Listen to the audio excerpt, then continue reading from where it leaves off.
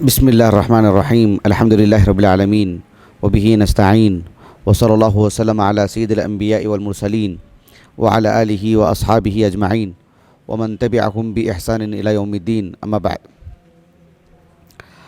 آج کا جو محاضرہ ہے وہ ہم سبھی طلباء کے لیے بہت ہی اہم ہے۔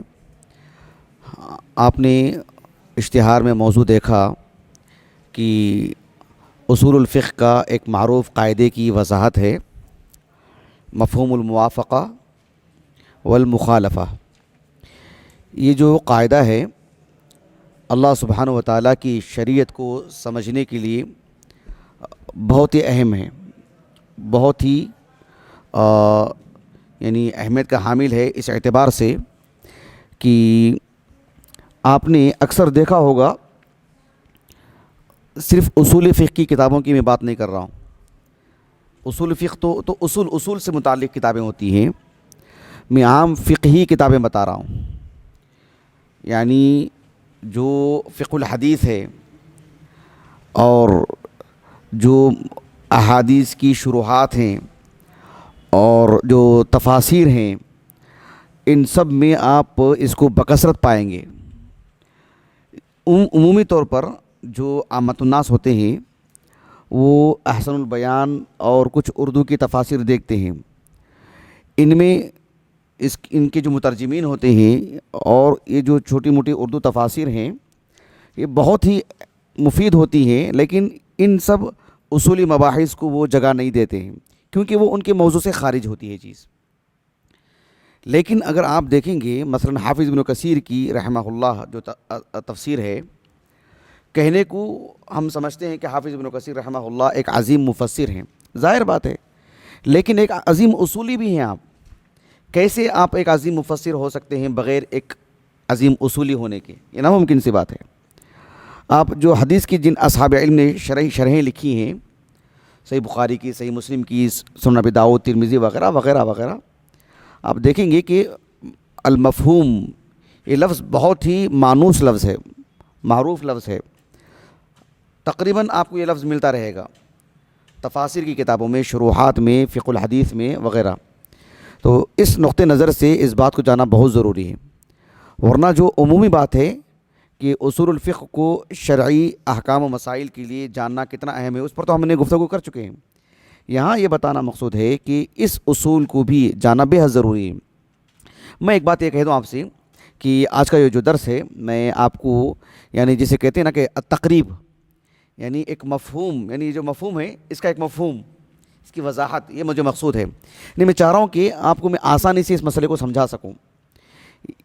دکھنے میں ایک پیچیدہ مسئلہ دکھتا ہے، یہ باذن اللہ تعالی میں آپ کو یعنی اتنی وافر مقدار میں مثالیں دوں گا انشاءاللہ کہ جس سے مسئلہ اچھی طرح یہ واضح ہو جائے گا، اور دھیرے دھیرے اگر ہم اس طرح کے ایک ایک قاعدے کو لے کر، ایک ایک جز کو لے کر مفصل پڑھیں گے تو بات بہت اچھی طرح واضح ہو جائے گی انشاءاللہ۔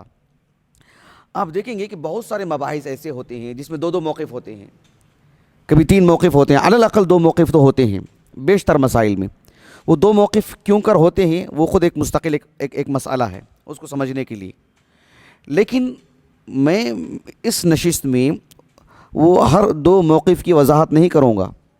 جو راجح ہے، جو درست ہے، جو صحیح موقف ہے اس کو میں بتا دوں گا، وہ چیز واضح ہو جائے گی، بات اتنی سی کافی ہے۔ پھر مزید جب مطالعہ کریں گے تو آپ اس کے جو مقابل موقف ہے اس کو آپ پڑھ لیں، وہ ہلکا پھلکا مسئلہ ہے، وہ آپ کو میں واضح ہو جائے گا۔ ایک نشست میں ایک مختصر سی جو بات ہوتی ہے اچھی طرح سمجھ میں آ جائے، یہ مجھے مقصود ہے۔ اتنی وضاحت میں اس لیے کر رہا ہوں، درس کے بعد کسی کو یہ نہیں کہنا ہے کہ جو ہے یعنی اس کا ایک اور بھی تو موقف ہے، اس کی مزید جزئیات بھی تو ہیں، اس میں یہ بھی ہے، ہم کو وہ مقصود نہیں ہے، مسئلہ واضح ہو یہ مقصود ہے مجھے۔ سب سے پہلی بات آج کی اس نشست میں وہ یہ ہے کہ جسے ہم کہتے ہیں المفہوم، چاہے وہ مفہوم الموافقہ ہو چاہے وہ مفہوم المخالفہ ہو، یہ ایک یعنی دلیل کی ایک نوعیت ہے، یا دلیل کہہ لیجیے، یا ایک دلیل سے استدلال کی ایک قوی نوعیت ہے، ایک حق ہے، یہ اس کی حجیت برحق ہے۔ آپ علیہ السلام، آپ علیہ السلام کے صحابہ، تابعین، تابعین، محدثین، سبھوں نے اس کا لحاظ کیا ہے، اس کا خیال رکھا ہے، اور اس کو بطور دلیل کے اس کو جو ہے یعنی ذکر کیا ہے۔ اس کو آپ چاہیں تو الدلیل کہیے یا ایک دلیل سے استدلال کی ایک قوی نوعیت کہیے، یہ ایک حق ہے، اور عربی زبان کا تقاضا بھی یہی ہے کہ اس کو درست مانا جائے، اس کو ایک حجت مانا جائے، اس کو دلیل مانا جائے۔ یہ ایک اس کی حجت پر میں نے آپ کے سامنے بات رکھی ہے۔ جب ہم کہتے ہیں المفہوم، المفہوم کا مطلب کیا ہوتا ہے؟ المفہوم کا مطلب یہ ہوتا ہے کہ یفہم بمجرد اللغہ، یفہم بمجرد اللغہ، یعنی عربی زبان کا جو کلام ہے، عربی زبان کی جو عبارت ہے، اس کلام کو پڑھ کر کے ہی آپ کو یہ بات آ جاتی ہے کہ اس کا یہ معنی ہے۔ کیا معنی ہے وہ میں آپ کو آگے بتاؤں گا انشاءاللہ۔ تو المفہوم کہتے ہیں جو عبارت ہوتی ہے، منطوق، منطوق کہتے ہیں اس کو۔ منطوق کا مطلب یہ ہوتا ہے کہ جو عبارت ہے، جو کلام ہے، جو بات لکھی ہوئی ہے، چاہے اللہ سبحانہ و تعالیٰ کسی بات کے کرنے کا حکم دیے ہوں یا کسی بات سے روکے ہوں، تو یہ تو منطوق ہے۔ لیکن منطوق کے ساتھ ساتھ ایک چیز ہوتی ہے المسکوت عن، ایک چیز ہوتی ہے جو ذکر تو نہیں کی گئی ہے لیکن وہ بھی اس میں داخل رہتی ہے۔ میں اس کو سمجھاتا ہوں آپ کو باذن اللہ تعالیٰ، سمجھاتا ہوں میں آپ کو۔ مثلا اگر میں آپ سے یہ کہوں کہ آج کا جو درس ہے اس میں جو خامس کے طلباء ہیں وہ بیٹھ سکتے ہیں، اس کا مطلب کیا ہے؟ اس کا مطلب یہ ہے کہ جو فضیلت اول فضیلت ثانی کے ہیں وہ بدرجہ اولا بیٹھ سکتے ہیں۔ اگر میں یہ کہوں کہ اس درس میں خامس کے طلباء نہیں بیٹھ سکتے، ان کو یہ بات سمجھ میں نہیں آئے گی، مطلب کیا ہے؟ مطلب یہ ہے کہ جو یعنی اول کے ہیں، ثانی کے طلباء ہیں، وہ بدرجہ اولا نہیں بیٹھیں گے اس میں۔ سمجھے آپ اس بات کو؟ اس کو کہتے ہیں مفہوم الموافقہ، اس کو کہتے ہیں مفہوم الموافقہ۔ مفہوم کی جو دو قسمیں ہوتی ہیں، ایک قسم وہ ہے جسے کہتے ہیں الموافقہ، ایک قسم وہ ہے جسے کہتے ہیں المخالفہ۔ تو الموافقہ کا مطلب یہ ہوتا ہے کہ وہ چیز جو منطوق ہے، منطوق جو لفظوں میں شریعت سے ہمیں جو چیز ملتی ہے، جو المسکوت عنہ ہے، جس کا ذکر نہیں کیا گیا ہے، وہ بدرجہ اولا اس میں داخل رہے گی، بدرجہ اولا اس میں موجود ہے۔ اسے اہل علم التنبیہ بھی کہتے ہیں، جس سے گویا کہ ایک بات کی آگاہی ہوتی ہے، ایک بات سے متنبہ کیا جاتا ہے کہ جو بات ہم نے کہے ہیں، بہت ساری باتیں ہم نے نہیں کہی ہیں، کیوں؟ اس لیے کہ وہ اس میں داخل ہے، بدرجہ اولا داخل ہے اس میں، اس کو ذکر نہیں کیا جاتا ہے۔ تو یہ جو المفہوم ہے اس کی جو ایک قسم ہے الموافقہ جسے کہتے ہیں۔ الموافقہ کیوں کہتے ہیں؟ اس لیے کہتے ہیں کہ یہ وہ مفہوم ہے جو منطوق کے موافق ہے، منطوق کے موافق ہے، یعنی المفہوم الذی وافق المنطوق فی الحکم، یعنی شریعت کی طرف سے جو ہمیں حکم ملا ہے، شریعت کی طرف سے جو ہمیں حکم ملا ہے، یہ وہ حکم ہے۔ اس حکم کو پڑھنے کے بعد کچھ باتیں ایسی ہیں جو بدرجہ اولا لی جائیں گی۔ شریعت نے اگر کسی بات کا حکم دیا ہے تو ہم اس پر بدرجہ اولا عمل کریں گے، شریعت نے اس سے روکا ہے تو ہم اس سے بدرجہ اولا رک جائیں گے۔ اس کو کہتے ہیں مفہوم الموافقہ۔ یہ ایک قاعدے کی حد تک بات ہے، اس کو بلکہ اہل علم جو اصولی حضرات ہیں وہ اس کو فحوى الکلام کہتے ہیں۔ کیا کہتے ہیں؟ فحوى الخطاب۔ فحوى الخطاب کا مطلب کیا ہوتا ہے؟ خلاصہ کلام، یعنی مطلب یہ ہے کہ یعنی روح بولتے ہیں نا، فحوى الکلام، لب لباب، روح، کلام کی روح، یعنی یہ اس کو ذکر کرنے کی ضرورت نہیں ہے، یہ من باب اولا اس میں موجود ہے۔ جب یہ موجود ہے، جب اس کا حکم دیا گیا ہے یا اس سے روکا گیا ہے، منطوق، منطوق کہتے ہیں وہ النطق جسے کہا گیا ہو، جسے ذکر کیا گیا ہو۔ تو کچھ چیزیں ہوتی ہیں جو ذکر نہیں کی گئی ہیں، جسے کہا جاتا ہے المسکوت عن، جسے ذکر نہیں کیا گیا، جس سے خاموشی اختیار کی گئی ہے۔ کیوں اختیار کی گئی ہے؟ اس لیے کہ وہ اس میں بدرجہ اولا اس میں داخل ہے۔ اس کو کہتے ہیں مفہوم الموافقہ۔ بات کی حد تک بات واضح ہے۔ میں اب دلائل آپ کے سامنے رکھوں، نصوص کی روشنی میں آپ کو سامنے رکھوں تو بات بہت واضح ہو جائے گی۔ یعنی عربی زبان کا تقاضا ہے، یہ کلام کا تقاضا ہے، ایک زبان کا تقاضا ہے۔ عربی زبان کا بھی اس بات کا تقاضا کرتی ہے کہ یہ بات اس کے اندر بدرجہ اولا موجود ہے۔ اچھی طرح بات واضح ہو گیا آپ کو؟ مثلا اللہ سبحانہ و تعالیٰ نے قرآن مجید میں ارشاد فرمایا سورۃ الروم میں، وَهُوَ الَّذِي يَبْدَأُ الْخَلْقَ ثُمَّ يُعِيدُهُ وَهُوَ أَهْوَنُ عَلَيْهِ۔ یہ سورۃ الروم کی آیت ہے۔ اللہ سبحانہ و تعالیٰ نے انسان کو جو پیدا کیا ہے دوبارہ پیدا کرے گا، اسے مفہوم الموافقہ اس دلیل سے رب العالمین نے ثابت کیا، کہا کہ وَهُوَ الَّذِي يَبْدَأُ الْخَلْقَ ثُمَّ يُعِيدُهُ وَهُوَ أَهْوَنُ عَلَيْهِ۔ اللہ سبحانہ و تعالیٰ نے انسان کو آغاز میں پیدا کیا، انسان کے اعتبار سے وہ مشکل کام ہے، یعنی ظاہر پہلی بار کسی چیز کو بنانا، انسان کو خلق کرنا، جب انسان کا وجود ہی نہیں تھا، وہی اللہ رب العالمین کے لیے مشکل نہیں ہے، وہی اللہ سبحانہ و تعالیٰ کے لیے بڑی بات نہیں ہے۔ تو دوبارہ پیدا کرنا خود اللہ نے کہا وَهُوَ أَهْوَنُ عَلَيْهِ، وہ بدرجہ اولا اللہ رب العالمین کے لیے آسان ہے۔ بات واضح ہے آپ کو؟ اہل علم کہتے ہیں یہ میں نے ایک دلیل دی آپ کو، ایک اور دلیل میں آپ کو دے رہا ہوں۔ اہل علم کہتے ہیں کہ رسول اور نبی میں جو فرق ہے نا، وہ ہمارے موضوع سے خارج ہے۔ کئی باتیں ہیں جو النبی اور رسول دونوں کے وظیفے کو فرق کرنے والی چیزیں ہیں۔ اس میں ایک بات یہ بھی بتائی جاتی ہے کہ نبی کا جو مقام ہے وہ اس سے بڑا مقام رسول کا مقام ہے، نبی کے مقام سے بڑھ کر کے رسول کا مقام ہے۔ اگر نبی جو آتے ہیں رسولوں سے بڑھ کر کے انبیاء کی تعداد ہے، اور جو رسول ہوتے ہیں وہ نبی بھی ہوتے ہیں، لیکن نبی جو ہوتے ہیں ان کا رسول ہونا کوئی ضروری نہیں ہے۔ یہ بات واضح ہے آپ کو؟ اللہ رب العالمین نے فرمایا سورۃ الاحزاب میں وَلَكِن رسول اللہ وخاتم النبیین، اللہ سبحانہ و تعالیٰ نے رسول اللہ صلی اللہ علیہ وسلم کو خاتم النبیین کہا، یعنی انبیاء علیہ السلام کا جو سلسلہ چل رہا ہے اس کی آخری کڑی کون ہے؟ اللہ کے رسول ہیں علیہ السلام۔ اور یہ بات واضح ہے، بدیہی ہے کہ اللہ کے رسول ہیں، رسول اللہ ہیں، یعنی آپ اللہ کے نبی بھی ہیں اور آپ اللہ کے رسول بھی ہیں۔ جب انبیاء کا سلسلے سے متعلق آپ کے لیے ایک منتہا ہے، آپ آخری نبی ہیں، تو رسول بدرجہ اولا آپ آخری رسول ہیں۔ بات واضح ہے آپ کو؟ اللہ کے رسول کے بعد کوئی نبی نہیں ہے تو پھر رسول بدرجہ اولا نہیں ہے، بدرجہ اولا شریعت نازل نہیں ہوگی۔ بات واضح ہوگی آپ کو؟ تو یہ اس کو کہتے ہیں مفہوم الموافقہ۔ اہل علم اس قاعدے کو سمجھانے کے لیے یہ جو دو مثالیں میں نے آپ کو دی ہیں، عمومی طور پر یہ دو مثالیں نہیں مذکور رہتی ہیں۔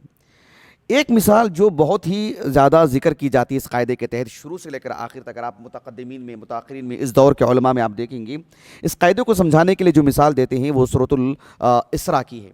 اللہ رب العالمین نے فرمایا فَلَا تَقُلْ لَهُمَا اُفْ، فَلَا تَقُلْ لَهُمَا اُفْ، جو والدین سے متعلق اللہ سبحانہ و تعالیٰ نے فرمایا کہ ماں باپ کے لیے التعفیف، یعنی اف بھی نہ کہیں ان کو، یعنی اف بھی نہ کہیں ان کو، یہ ایک لفظ ہے۔ اچھا تو کیا الضرب، مار پیٹ والی بات، الحبس، کہیں قید کر دینے والی بات، ڈھکیل دینے والی بات، یا کچھ آپ آگے جو بھی اذیت دینے کی جو کیا بولتے ہیں مسائل ہو سکتے ہیں، جو بھی صورتیں ہو سکتی ہیں اذیت پہنچانے کی، تکلیف دینے کی، وہ بدرجہ اولا حرام ہیں۔ جب اف ہی نہیں کہہ سکتے تو بقیہ باتیں اللہ نے کیوں نہیں ذکر فرمائی؟ وہ المسکوت عنہ ہیں، کیوں؟ اس لیے کہ وہ بدرجہ اولا حرام ہیں۔ جب یہ حرام ہے، یہ ممنوع ہے، تو وہ چیزیں بدرجہ اولا حرام ہیں۔ یہ مثال عمومی طور پر اہل علم دیتے ہیں۔ ایک اور مثال، کیونکہ جو مفہوم الموافقہ ہے اس میں اہل علم کہتے ہیں کہ جو منطوق ہے، منطوق تو المسکوت عنہ اس میں اگر داخل ہے من باب اولا تو وہ بھی اس کے اندر آتی ہے چیز، جسے کہتے ہیں الاولویہ، یعنی جب ان کے لیے گنجائش ہے تو ان کو بدرجہ اولا گنجائش ہونی چاہیے، جب ان کو گنجائش ہے تو ان کے لیے بدرجہ اولا گنجائش ہونی چاہیے، اس کو کہتے ہیں الاولویہ۔ کہتے ہیں کہ المساوات، یعنی ایک چیز ہوتی جو برابری کی، ایک ہوتی ہے جسے اولیت حاصل ہو، جب آپ نے ان کو موقع دیا ہے تو ان کو تو بدرجہ اولا دینا چاہیے تھا، جیسے ہم کہتے ہیں نا، اس کو کہتے ہیں مفہوم الموافقہ۔ ایک ہوتی برابری والی بات، جب آپ نے ان کو دیا ہے تو ان کو دینے میں کیا معنی ہے؟ دونوں میں تو علت ایک ہے، ایک ہی مقام ہے۔ تو المساوات سے متعلق جو دلیل پیش کی جاتی ہے، جو آیت کریمہ عمومی طور پر تبھی سبھی اہل علم، کسی کی طرف ہم احالہ نہیں کر سکتے، سبھی وہ ہے سورۃ النساء کی آیت کریمہ۔ اللہ رب العالمین نے ارشاد فرمایا ان الذین یأکلون اموال الیتامی ظلما انما یأکلون فی بطونہم نارا، یعنی جو لوگ یتیم کا مال ظلماً کھاتے ہیں وہ گویا کہ اپنے پیٹ میں جہنم کی آگ بھر رہے ہیں۔ ٹھیک ہے، ایک شخص یتیم کا مال لے کر کے کھاتا نہیں، اپنی ذات کے لیے استعمال نہیں کرتا ہے، اسے تلف کر دیتا ہے۔ یعنی مان لیجئے کہ موبائل ہے، یتیم کا موبائل تھا، اس نے لے کر کے فروخت کر کے اپنے ذاتیات کے لیے استعمال کیا، اسلام نے اسے حرام قرار دیا۔ ایک شخص نے یتیم کا موبائل لے کر کے کھایا نہیں ہے، اس کو فروخت کر کے استعمال میں اپنے لایا نہیں ہے، بلکہ اسے تلف کر دیا ہے، اسے توڑ دیا ہے، پھینک دیا ہے، کہیں ڈال دیا ہے اس کو، تو وہ بھی حرام ہے. کیوں؟ اس میں کہ اس میں یتیم کا مال کی تضییع ہو رہی ہے، ضائع ہو رہا ہے، چاہے آپ اسے اپنے ذات کے لیے استعمال کر رہے ہیں، چاہے اسے آپ تلف کر دے رہے ہیں. بات تو یہ ہے کہ آپ اس کو تو مال نہیں مل رہا ہے وہ.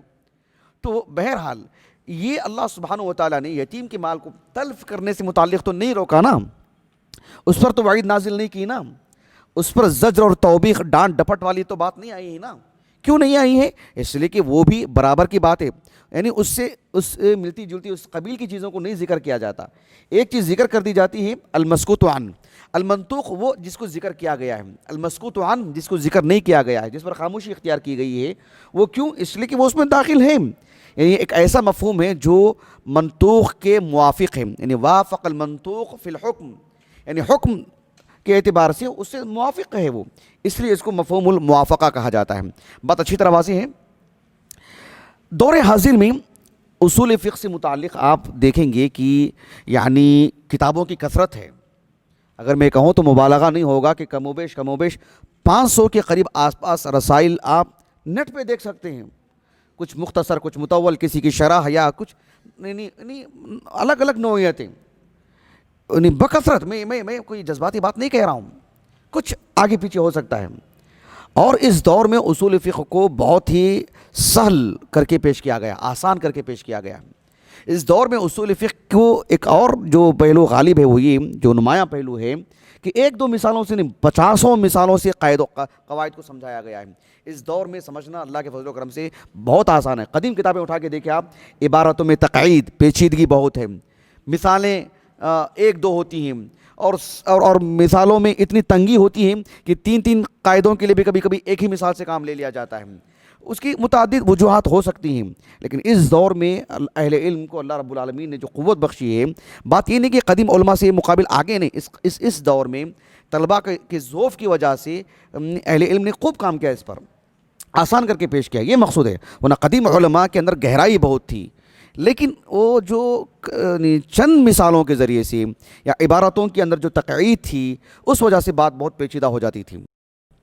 تو بہرحال میں ضمناً ایک بات یہ بھی آپ سے کہہ دے رہا ہوں کہ اردو دنیا میں نے بہت تلاش کیا کہ اس پر کوئی عبارت، کوئی تحریر یا کسی رسالے میں میری معلومات کی اگر میں بات کروں تو مجھے اب تک بھی اصول فقہ سے متعلق اردو میں کوئی اچھا رسالہ میری معلومات میں ایسا میں نہیں دیکھا ہوں، یا رسائل میں، مجلات میں کوئی مضمون یا اس سلسلے میں. حتیٰ کہ میں نے ایسی گوگل میں بھی ڈالا اردو زبان میں، مجھے نہیں ملا کہ جو اس پر کچھ ہو. اس وجہ سے بھی میں ضروری سمجھا کہ جو ہے اس بات کو میں پیش کروں تاکہ جو طلبہ اور طالبات ہیں ان کے لیے یہ چیز مفید ثابت ہو.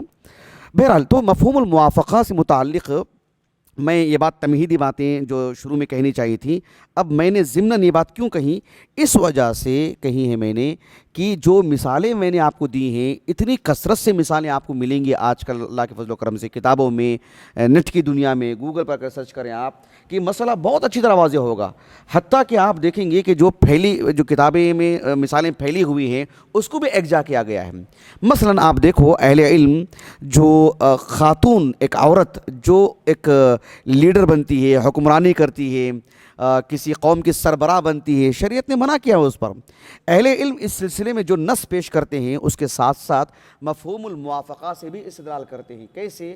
اللہ رب العالمین نے سورۃ النساء میں بیان فرمایا، الرجال قوامون علی النساء، الرجال قوامون علی النساء. بات عظیم. اس آیت کریمہ سے اہل علم نے استدلال کیا کہ ایک خاتون اپنے گھر کی چار دیواری میں کسی پر قوام نہیں ہو سکتی، اس کے شوہر پر، اس کے بچوں پر. قوام مرد ہے، قوام مرد ہے. ایک گھر میں وہ قوام نہیں بن سکتی ہے تو پھر معاشرے کے لوگوں پر وہ کیسے قوام بن سکتی ہے؟ بدرجہ اولیٰ نہیں بن سکتی. اہل علم نے اس اعتبار سے اسے استدلال کیا، اور واقعات نے بہت قوی استدلال ہے. بس اہل علم نے یہ بھی کہا، یعنی مفہوم الموافقہ کو سمجھانے کے لیے جو متعدد مثالیں دی جاتی ہیں، بات واضح ہے نا، مثال بہت واضح میں سمجھتا ہوں. ایک مثال یہ بھی ہے کہ اللہ سبحانہ و تعالیٰ کی جو صفات ہیں، اللہ رب العالمین کی صفات سے، یعنی صفات پر کسی مخلوق سے تشبیہ دینا، وَلِلَّهِ الْمَثَلُ الْأَعْلَى، اللہ رب العالمین کی صفات و بلند بالا ہیں. ایک انسان کی جو صفات ہیں دونوں میں تباین ہے، دوری برابری نہیں ہو سکتی. میں انسان کی بات کر رہا ہوں. اگر ایک انسان ہے، ایک جن ہے، انسان ہے، ایک ملک فرشتہ ہے، انسان ہے، دیگر حیوانات اور چرند پرند جانور ہیں، دونوں برابر نہیں ہیں، یعنی ان کے اخلاق میں، کردار میں، قوت میں، وغیرہ وغیرہ. تو پھر خالق اور مخلوق میں بدرجہ اولا. اہل علم نے یعنی مفہوم الموافقہ سے اس بات کو سمجھایا. ایک اور مثال میں آپ کو دیتا ہوں کہ اللہ کے رسول علیہ الصلاۃ والسلام یا دیگر انبیاء، کوئی بھی انبیاء علیہ السلام ہو، اہل علم کہتے ہیں کہ اللہ سبحانہ و تعالیٰ نے ان کو جب پیدا فرمایا، جب ان کا وجود ہوا اس دنیا کے اندر، انبیاء علیہ السلام کا، اور جب یہ باشعور ہوئے اور یہ سن بلوغت کو پہنچے، جب یہ مکلف ہوئے، تو ان کی نبوت اور ان کی موت تک انبیاء علیہ السلام سب کے سب کبائر سے معصوم ہیں، کبائر سے پاک ہیں. یہ ایک متفقہ عقیدہ ہے اہل السنہ والجماعہ کا. اہل علم کہتے ہیں کہ جب انبیاء علیہ السلام کبائر سے معصوم ہیں، کبائر سے ان کی عصمت ہے، تو پھر شرک سے بدرجہ اولا. یعنی ایسے نہیں کہ نبوت کی بات، نبوت سے پہلے بھی جب یہ کبیرہ گناہ کا ارتکاب نہیں کرتے، اس سے اللہ نے انہیں بچا کے رکھا ہے، تو شرک سے بدرجہ اولا اللہ سبحانہ و تعالیٰ نے انہیں بچا کے رکھا ہے. اہل علم جو اہل السنہ والجماعہ کے جو علماء ہیں، جو بار بار تنبیہ کرتے ہیں کہ انبیاء علیہ السلام کی شان میں، خصوصاً رسول اللہ صلی اللہ علیہ وسلم کی شان میں غلو سے کام نہیں لینا چاہیے. اللہ تعالیٰ نے آپ کو بہت عظیم مقام عطا کیا، وَرَفَعْنَا لَكَ ذِكْرَكَ، لیکن غلو نہیں کرنا چاہیے، اللہ کے رسول نے منع کیا ہے. تو اہل علم اہل السنہ والجماعہ کا موقف یہ ہے، وہ کہتے ہیں یعنی بس ایک سمجھانے کے لیے متعدد دلائل کے ساتھ ساتھ کہ جب اللہ کے رسول علیہ السلام کی شان میں غلو نہیں کیا جا سکتا، تو جو صحابہ ہیں، بعد کے اہل علم ہیں، تو ان کی شان میں بدرجہ اولا غلو نہیں کیا جائے گا. یعنی بات کیا ہے کہ میں مفہوم الموافقہ کو سمجھا رہا ہوں آپ کو متعدد باتوں کے ذریعے سے، مفہوم الموافقہ کو متعدد امور کے ذریعے سے میں آپ کو سمجھا رہا ہوں. اہل علم کہتے ہیں کہ شریعت میں کچھ وہ مسائل ہیں، وہ امور ہیں جو اصول ہیں، کچھ وہ ہیں جو فروع ہیں. ایک وہ ہیں جسے ہم کہتے ہیں نا کہ یہ فروعی مسائل، نماز میں رفع الیدین کرنا، آمین بالجہر کہنا، یہ سب فروعی مسائل ہیں. عقدی مسائل وہ اصولی مسائل جیسے ہم کہتے ہیں، یہ ایک الگ مسئلہ ہے، یہ ایک مستقل الگ مسئلہ ہے. بات واضح ہوگی آپ کو. شیخ الاسلام ابن تیمیہ کی مستقل کتاب، ان کی کتابوں کو سامنے رکھ کر کے استخراج اس کو جو الگ ترتیب دیا گیا ہے، ایک مستقل الگ مسئلہ، کبھی انشاءاللہ آپ کے سامنے گفتگو کریں گے. اصولی مسئلہ ہے کہ دین کو اصول اور فروع میں منقسم کرنا، یہ اہل السنہ والجماعہ کا یہ کس درجے کا یہ موقف ہے، یہ کبھی آپ کے سامنے بیان کیا جائے گا انشاءاللہ. میں یہ کہنا چاہ رہا ہوں کہ ایک وہ ہے جو اصولی مسائل ہیں، عقدی مسائل، اللہ پر ایمان لانا. ایک وہ امور ہیں جیسے ہم کہتے ہیں یعنی کپڑے پہننا اور ٹخنوں سے اوپر پہننا مرد کے لیے وغیرہ، سیدھے ہاتھ سے کھانا وغیرہ، یعنی سارے شعبہ جات دین کے سبھی شعبہ جات. ایک وہ ہیں جو شہادتین کا اقرار ہے، وہ اصول ہے، بقیہ چیزیں فروع ہیں.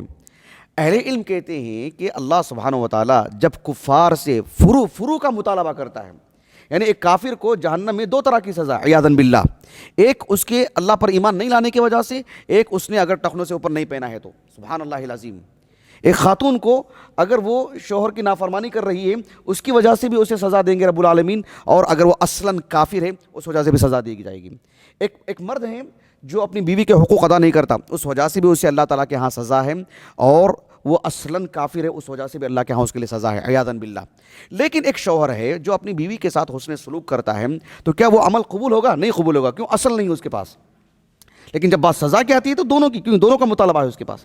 تو اہل علم کہتے ہیں جب ایک کافر سے فروع کا تک مطالبہ ہوتا ہے، یعنی ما سلککم فی سقر قالوا لم نکن من المصلین ولم نکن نطعم المسکین، یعنی اطعام المسکین، مساکین والی جو بات ہے، یہ کیا بنیاد ہے، اس کے بغیر مسلمان نہیں ہوتا وہ. اندازہ لگائیے آپ. لیکن جب جہنم میں جائیں گے تو دونوں سزائیں بیان کر رہے ہیں وہ، کہ ایک ان کا وَكُنَّا نُكَذِّبُ بِيَوْمِ الدِّينِ، قیامت کا انکار کرنا بھی، اور ولا کیا ہے وہ آیت کریمہ، یعنی لا نطعم المسکین، ہم لم نکو نطعم المسکین، یعنی وہ بھی ایک جرم ان کا، اور قیامت کا انکار بھی ایک جرم. جب فروعات کا ان سے مطالبہ ہے تو اصول کا بدرجہ اولا ان سے مطالبہ ہے. یہ میں نے متعدد جو مثالیں آپ کے سامنے رکھی ہیں یہ بتانے کے لیے کہ مفہوم الموافقہ حجت ہے، اور اس کو آپ متعدد امور سے سمجھیں. یہ مفہوم الموافقہ ہے. مثالیں بہت ہیں الحمدللہ. اگر آپ اس طرح سے سمجھیں تو بہت اچھے سے سمجھ لیں گے انشاءاللہ. اس کے بعد مفہوم الموافقہ جو ہوا ہے، مفہوم المخالفہ. مفہوم المخالفہ کا مطلب کیا ہوتا ہے؟ مفہوم کس کو کہتے ہیں وہ ہم نے آپ کو بتا دیا آپ کو، یعنی یفہم بمجرد اللغہ، بات واضح ہے. لیکن مفہوم الموافقہ وہ ہے جو یعنی منطوق ہے، منطوق جو کلام ہمارے سامنے موجود ہے، نص، قرآن مجید کی آیت کریمہ یا حدیث مبارکہ، رسول اللہ کا فرمان علیہ السلام، اس کو کہتے ہیں منطوق. اور جو ذکر نہیں کیا گیا ہے اس کو کہتے ہیں المسکوت عن. تو المسکوت عن جب اس میں موجود ہو بدرجہ اولا، جسے الاولویہ کہتے ہیں، تو پھر اس کو مفہوم الموافقہ کہتے ہیں. بات واضح ہے آپ کو؟ مفہوم المخالفہ کا مطلب کیا ہوتا ہے؟ المخالفہ کا مطلب یہ ہوتا ہے کہ تقیید الحکم بالصفہ، یعنی اللہ سبحانہ و تعالیٰ کی جانب سے کسی چیز کا حکم دیا جا رہا ہے. پہلے سمجھ لیں آپ اس بات کو. اللہ سبحانہ و تعالیٰ کی جانب سے کسی بات کا حکم دیا جا رہا ہے جسے ہم کہتے ہیں المنطوق. اللہ کے رسول علیہ السلام نے کسی بات کا حکم دیا ہمیں، یا کسی چیز سے روکا ہمیں، جو کلمہ ہے، جو لفظ ہے، جو جملہ ہے، جسے ہم کہتے ہیں المنطوق. بتاؤ آپ کو المنطوق. لیکن وہ صرف المنطوق وہ عام منطوق نہیں ہے، بلکہ وہ کسی صفت سے مقید منطوق ہے. یعنی صرف ہم سے مطالبہ نہیں کیا جا رہا ہے، بلکہ اس مطالبے کو ایک صفت سے جوڑ کے کہ اس نوعیت کا مطالبہ ہے. بات واضح ہو گئی آپ کو؟ یعنی جیسے ہم آپ سے کہتے ہیں کہ قلم دیجئے، یہ ایک مطالبہ ہے. اگر ہم آپ سے کہیں کہ کالے رنگ کا قلم دیجئے، کیا مطلب ہے؟ نیلے رنگ کا مجھے نہیں چاہیے، یہی نہ مانا اس کا. جب ہم آپ سے کہتے ہیں کہ فضیلت اول کے طالب علم کو بلا کے لائیے، کیا مطلب ہے اس کا؟ فضیلت ثانی کا طالب علم نہیں چاہیے ہم کو. جب ہم کہتے ہیں کسی طالب علم کو لے کر آؤ، تو یہ ایک عام ہے. لیکن جب منطوق، اللہ سبحانہ و تعالیٰ کا حکم، رسول اللہ کا حکم صلی اللہ علیہ وسلم، منطوق لیکن وہ مقید ہے، تقیید ہے، اس میں قید ہے. اس میں کس طرح کی قید ہے؟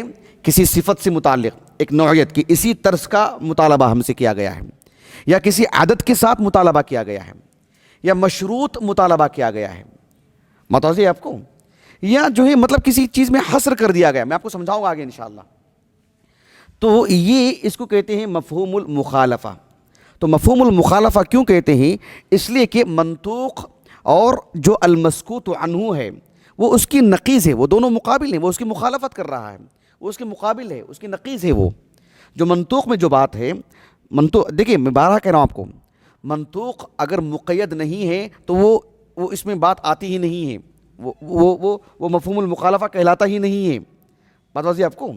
یعنی منطوق، جیسے میں نے کہا نا کہ ہم جیسے آپ سے قلم کا مطالبہ کرتے ہیں، یہ جو منطوق ہے، جو ہماری طرف سے جو حکم ہے، کیا مطلب ہے اس میں؟ کوئی بھی قلم کا مطالبہ ہو جائے. لیکن جب ہم آپ کی کسی یہ کہتے ہیں مجھے 2 قلم دیجیے، یا ہم آپ سے یہ کہتے ہیں کہ جو ہے مطلب نیلے رنگ کا قلم دیجیے، بلو رنگ کا پین دیجیے، تو یہ ایک صفت، ایک رنگ، ایک مخصوص ہو گیا نا. یہ یعنی حکم کو آپ نے مقید کر دیا. حکم کو جب مقید کرتے ہیں تبھی منطوق، تبھی جو ہے وہ مفہوم مخالف ہوگا، وہ بصورت دیگر نہیں. میں آپ کو کچھ دلائل دیتا ہوں جسے آپ بات سمجھ میں آئے گی آپ کو انشاءاللہ. حتیٰ کہ آپ کو اس کی اہمیت معلوم ہونی چاہیے کہ مفہوم مخالف جو حجت ہے، مفہوم مخالف، اہل علم کہتے ہیں کہ منطوق، نص کی جو قوت ہوتی ہے، جیسے ہم آپ کے سامنے کوئی بات پیش کر رہے ہیں اور نص پیش کر رہے ہیں، کتنی اہمیت ہوتی ہے اس کی، کتنا رتبہ ہے اس کا. تو اگر یہ منطوق اگر مقید ہو جس سے اس کا مفہوم مخالف ہونا ثابت ہوتا ہے، تو پھر وہ بھی نص ہی کا درجہ رکھتا ہے. بات واضح ہوگی آپ کو؟ ورنہ شریعت مطہرہ، اللہ سبحانہ و تعالیٰ کی شریعت اس عیب سے پاک ہے کہ وہ ہم سے کسی بات کا مطالبہ کرتی ہے اور مقید، یعنی کسی بات کا مطالبہ کرتی ہے ایک صفت کے ساتھ، ایک عدد کے ساتھ، ایک شرط کے ساتھ. اللہ سبحانہ و تعالیٰ نے ہمیں مطالبہ کیا کسی بات کا کہ ایسا ہونا چاہیے، شرط لگا دی، اور اس شرط کا مخالف ہم نہ لیں تو پھر یہ شرط بے معنی ہو جائے گی نا. یہ شرط بے معنی ہو جائے گی، ہوگی نہیں ہوگی. مثلا اللہ سبحانہ و تعالیٰ نے فرمایا قرآن مجید میں سورۃ الحجرات میں، معروف آیت کریمہ، یا ایھا الذین آمنوا ان جاءکم فاسق بنبأ فتبینوا. اہل علم کہتے ہیں ان جاءکم، ان جاءکم، سمجھ رہے ہیں آپ؟ ان جاءکم فاسق بنبأ فتبینوا. اگر وہ خبر آپ کو ایک ثقہ سے ملتی ہے تو، ایک عادل سے ملتی ہے تو پھر آپ کو فتبینوا کی ضرورت نہیں ہے. اللہ سبحانہ و تعالیٰ نے فتبینوا کا جو حکم دیا ہے مشروط، ان جاءکم فاسق، اگر ان جاءکم عادل لا تتبینوا، بات واضح ہوگی آپ کو؟ یہ چیز ہے لا تتثبتوا، پھر تثبت کی ضرورت نہیں. ثقہ سے آپ کو بات ملتی ہے، ایک عادل سے بات آپ کو ملتی ہے، پھر اس کی آپ کو ضرورت نہیں. یہ تبین تثبت کی ضرورت کب پیش آتی ہے؟ ان جاءکم فاسق. ان جاءکم فاسق جب رب العالمین نے فرمایا، ایک چیز سے مقید کیا اللہ سبحانہ و تعالیٰ نے. اگر یہ قید بے معنی ہو جائے گی نا، اگر ہم مطلب ایک ثقہ آتا ہے، ایک عادل انسان آتا ہے، تب بھی فتبینوا، تو پھر فاسق کی قید لگا کر کے فائدہ کیا ہوا بتائیے؟ بات واضح ہے آپ کو؟ صحابہ رضی اللہ عنہ مجمعین کے پاس یہ چیز تھی، کیونکہ لغت العرب اس پر دلالت کرتی ہے. ایک حدیث میں آپ کو سناتا ہوں جس سے انشاءاللہ بات بہت اچھی طرح واضح ہوگی. ایک حدیث مبارکہ ہے صحیح مسلم کی، کتاب صلاۃ المسافرین میں، کتاب صلاۃ المسافرین وقصرها. ایک صحابی ہیں یعلا بن امیہ رضی اللہ عنہ، ابو صفوان کنیت ہے ان کے، ابو صفوان. فتح مکہ کے بعد اسلام قبول کیا انہوں نے، جن کو اللہ کے رسول نے آزاد کیا نا فتح مکہ کے موقع پر، الطلقاء انہی میں سے ہیں. یعلا بن امیہ رضی اللہ عنہ حنین کے موقع پر شریک تھے، حنین کے غزوہ میں. یعلا بن امیہ رضی اللہ عنہ کہتے ہیں، کس سے؟ عمر بن خطاب سے رضی اللہ عنہ. عمر بن خطاب رضی اللہ عنہ سے انہوں نے کہا کہ اللہ سبحانہ و تعالیٰ نے سورۃ النساء میں بیان فرمایا، وَإِذَا ضَرَبْتُمْ فِي الْأَرْضِ فَلَيْسَ عَلَيْكُمْ جُنَاحٌ أَن تَقْصُرُوا مِنَ الصَّلَاةِ. اس کے بعد إِنْ خِفْتُمْ أَن يَفْتِنَكُمُ الَّذِينَ كَفَرُوا. اللہ نے کہا کہ وَإِذَا ضَرَبْتُمْ فِي الْأَرْضِ، جب تم زمین میں سفر کرو، جب تم سفر کے لیے نکلو، فَلَيْسَ عَلَيْكُمْ جُنَاحٌ أَن تَقْصُرُوا مِنَ الصَّلَاةِ، تم نماز کو قصر کرو تو تم پر کوئی گناہ نہیں ہے. کس حالت میں؟ ہر حالت میں نہیں. ان خفتم ان یفتنکم الذین کفروا، اگر تمہیں امن تمہارا جاتا رہے اور کفار سے تم کسی آزمائش سے خوف زدہ ہو جاؤ، یعنی اس شرط کے ساتھ نا اگر وہ کفار کے ذریعے سے خوف نہیں ہے، امن لاحق ہے، تو پھر کیا کریں گے؟ نماز مکمل کریں گے. یہی معنی ہوگا نا اس کا، یہی تو مفہوم ہے نا اس کا. یعلا بن امیہ رضی اللہ عنہ نے اس کا مفہوم ہی تو لیا نا، مفہوم مخالف، اور اس کو بطور دلیل کی پیش کیا نا انہوں نے. اب یہ بات انہوں نے عمر بن خطاب کے سامنے پیش کی، فقیہ الامہ اس دور میں کیا تا قیامت. عمر بن الخطاب رضی اللہ عنہ ایک عظیم عالم دین، ایک فقیہ. عمر بن خطاب رضی اللہ عنہ نے کتنی بڑی بات کی، وہ قابل تعجب ہے. کہا کہ عجبت مما عجبت من، جس چیز نے آپ کو تعجب میں ڈال دی ہے، جو سوال آپ کے اندر پیدا ہوا ہے، وہی تو میرے اندر بھی آیا، وہی تو میرے اندر بھی کھوج تھی، میں نے تو بھی تو مفہوم مخالف لیا تھا اس کا. سألت ذلك عن رسول اللہ صلی اللہ علیہ وسلم، میں نے اللہ کے رسول سے یہی جا کے بات کہا، میں نے یہ سوال کیا میں نے اللہ کے رسول کے سامنے، اور اللہ کے رسول نے تو ڈانٹا نہیں. کیسے سمجھ لیا آپ نے اس کو، کیسے مفہوم مخالف لے لیا؟ اللہ کے رسول علیہ السلام نے گویا کہ سراہا ان کو، جو تم نے مفہوم مخالف لیا ہے وہ ایک حق ہے، وہ ایک حجت ہے. لیکن اللہ کے رسول نے کہا کہ صدقۃ تصدق اللہ بہا علیکم فاقبلوا صدقتہم. بات تو درست ہے آپ کی، جو آپ نے پیش کیا نا وہ منطوق ہے. منطوق کیا ہے؟ ان خفتم، اگر تمہیں ڈر ہو تو. بات واضح ہوگی آپ کو. ان لم تخافوا ان امنتم، اس لیے کہ یعلا بن امیہ نے یہی کہا کہ فقد امین الناس، آج تو لوگ امن کے ساتھ ہیں، مأمون ہیں، نڈر ہیں، بے خوف ہیں، کہیں خوف نہیں ہے. اس کا مفہوم مخالف لیا آپ نے. عمر بن خطاب نے نہ ان کو ڈانٹا، نہ عمر بن خطاب رضی اللہ عنہ سے اللہ کے رسول نے کہا کہ یہ کیسا معنی لے لیا آپ نے. اللہ کے رسول نے گویا کہ سراہا ان کو، جو آپ نے اس کا مفہوم مخالف لیا ہے وہ برحق ہے، لیکن اللہ سبحانہ و تعالیٰ کی جانب سے ایک رخصت ہے، آپ اس کو قبول کیجیے. آپ اچھی طرح بات واضح ہوگی آپ کو. ایک اور حدیث سناتا ہوں آپ کو، اس سے بھی زیادہ واضح اور اس سے بھی زیادہ دلچسپ، واضح ہونے سے زیادہ دلچسپ، وہ بات قابل غور ہے. امام احمد بن حنبل رحمہ اللہ نے اپنی مسند میں عبداللہ بن مسعود رضی اللہ عنہ سے ایک حدیث نقل کی. ابو وائل شقیق بن سلمہ من علماء کوفہ میں سے ہیں وہ، اور کبار تابعین میں سے ہیں. وہ کہتے ہیں کہ عبداللہ بن مسعود رضی اللہ عنہ نے ہمیں ایک حدیث سنائی، اور حدیث کیسے سنائی معلوم؟ انہوں نے آغاز جو کیا، کہا کہ خصلتان، دو باتیں ہیں، احداہما سمعتها من رسول اللہ صلی اللہ علیہ وسلم، دو باتیں ہیں، ایک بات تو میں نے اللہ کے رسول سے سنا ہے، والاخری من نفسی، دوسری بات تو میری جانب سے ہے. دوسری بات میری جانب سے ہے. اچھا اللہ کے رسول کی بات کیا ہے؟ اللہ کے رسول کی بات کیا ہے؟ انہوں نے صاف کہا کہ اللہ کے رسول نے کہا علیہ الصلوۃ والسلام من مات وهو يجعل الله ندا دخل النار. جو شخص اس حالت میں مرا، ایک شخص مر چکا ہے، وهو يجعل الله ندا، اس نے اللہ سبحانہ و تعالیٰ کی عبادت میں کسی کو شریک کر لیا ہے. بات واضح ہے؟ تو کیا ہوگا حکم اس کا؟ دخل النار. یہ کہنے کی، یہ اللہ کے رسول کی حدیث ہے. یہ کہنے کے بعد عبداللہ بن مسعود نے کہا وَأَنَا أَقُولُ، اب میں کیا کہتا ہوں، جو کہنا من نفسی والأخرى من نفسی، وَأَنَا أَقُولُ، اب میں کہہ رہا ہوں کہ وَمَن مَاتَ وَلَمْ يَجْعَلِ اللَّهَ نِدًّا وَلَا يُشْرِكُ بِهِ شَيْئًا دَخَلَ الْجَنَّةِ. یہ عبداللہ بن مسعود نے کہا رضی اللہ عنہ، مسند احمد کی روایت ہے. اور اس کے جو محققین ہیں، اس کے جو محقق شیخ شعیب الناوت رحمہ اللہ، ان کا جو لجنہ ہے جو کام کیا ہے، کہا کہ صحیح علی شرط شیخین، ایسے کہا انہوں نے اس حدیث کے بارے میں. دیکھ رہے ہیں آپ، بات اتنی ہی نہیں ہے. ایک اور جو بات بتانا چاہ رہا ہوں میں آپ کو یہ کہ حافظ خطیب بغدادی رحمہ اللہ کی جو معروف کتاب ہے الفقیہ والمتفقہ، اس میں یہ جو اس کو دلیل الخطاب بھی کہتے ہیں، مفہوم مخالف کو کیا کہتے ہیں؟ دلیل الخطاب. اس روایت کو نقل کرنے کے بعد خطیب بغدادی رحمہ اللہ نے کہا ولم یقل، کون؟ ولم یقل عبداللہ بن مسعود، کہا کہ ولم یقل الا من ناحیت دلیل الخطاب، کہ مفہوم مخالف دلیل الخطاب سے ہی استدلال کر کے یہ عبداللہ بن مسعود نے یہ بات کہی رضی اللہ عنہ. کتنی صراحت ہے اس میں، دیکھ رہے ہیں آپ جی. اہل علم نے جو مفہوم مخالف ہے اس کی اقسام بھی بیان کی ہیں تاکہ ہم شریعت کو الگ الگ انداز، یعنی شریعت میں جو اس کو الگ الگ انداز میں پیش کیا گیا ہے ہم اس کو سمجھیں. یہ صحابہ کو اس کے سمجھانے کی ضرورت نہیں کہ مفہوم مخالف حجت ہے، یہ زبان کا تقاضا ہے. اور جیسے میں نے آیت کریمہ پڑھی آپ کے سامنے وَهُوَ الَّذِي يَبْدَأُ الْخَلْقَ ثُمَّ يُعِيدُ وَهُوَ أَهْوَنُ عَلَيْهِ، مفہوم موافقہ.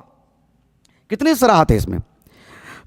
تو صحابہ کے پاس یہ چیز معروف، اس کی اقسام کیا ہیں؟ وہ اہل اللغہ ہیں، ان کے سامنے ساری باتیں معروف. انہوں نے شریعت کو اللہ کے رسول سے لیا ہے. اب اور کیا بتائیں، بتائیے صلی اللہ علیہ وسلم کہاں سے ان کی فراغت ہوئی؟ اللہ کے رسول کے مدرسے میں پڑھیں صلی اللہ علیہ وسلم. لیکن بعد کے اہل علم نے اس کو جدا جدا کر کے بیان کیا تاکہ ہم اچھی طرح سے سمجھ پائیں.